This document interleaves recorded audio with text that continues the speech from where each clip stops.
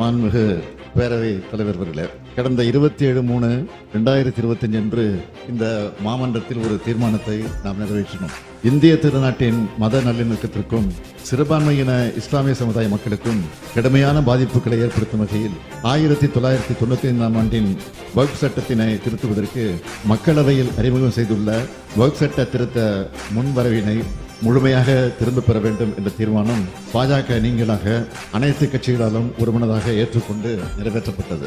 இந்தியாவில் இருக்கும் பெரும்பாலான அரசியல் கட்சிகளால் இந்த வக்ஃப் சட்ட திருத்தம் எதிர்க்கப்பட்டது. இவை அனைத்தையும் மீறி நாடாளுமன்ற மக்களவையில் வக்ஃப் சட்ட திருத்தம் நிறைவேற்றப்பட்டிருப்பது மிகுந்த கண்டனத்துக்குரியது.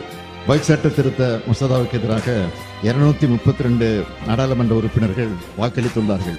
ஆதரவாக 288 உறுப்பினர்கள் வாக்களித்துள்ளார்கள். இந்த சட்ட திருத்த மசோதாவானது நிறைவேற்றப்பட்டிருந்தாலும் எதிர்த்து வாக்களித்தவர்கள் எண்ணிக்கை 232 என்பது சாதாரணமான எண்ணிக்கை அல்ல.